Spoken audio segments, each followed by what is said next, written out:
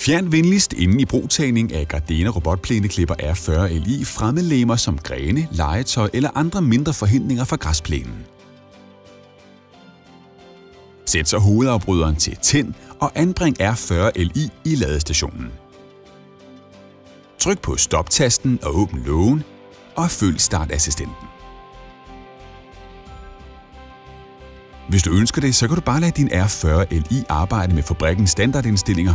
Vi anbefaler dog, at du tilpasser dine personlige indstillinger til vilkårene i din have. Detaljerede menuindstillinger fremgår af Gardenas brugsanvisning.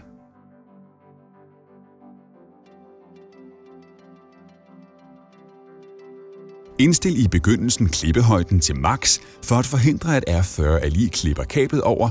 Efter få dage kan du reducere klippehøjden. R40 Li vil opstarte en test af hele installationen, og hvis denne test godkendes af maskinen, vil den forlade ladestationen og følge guidekablet helt ud til det punkt, hvor guidekablet mødes med afgrænsningskablet. Når R40 Li når dette punkt, vil knivdisken starte op, og R40 Li vil begynde at slå græs. Du kan til enhver tid kontrollere, at R40 Li kan finde din ladestation.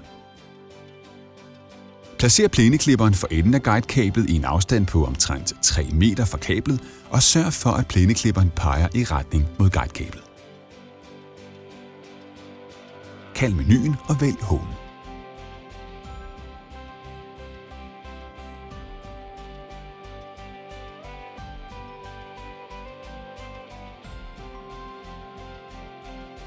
Når du nu starter R40 Li, så skulle den følge guidekablet over hele strækningen hen til ladestationen og koble sig til der.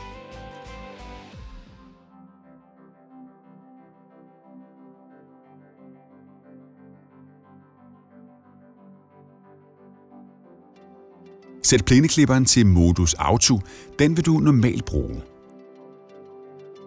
Iagttag R40 Li, mens den arbejder, og overvåg især, hvordan den overholder den ønskede afstand til forhindringer. Erfaringer viser, at du skal justere kablet på nogle få enkelte steder.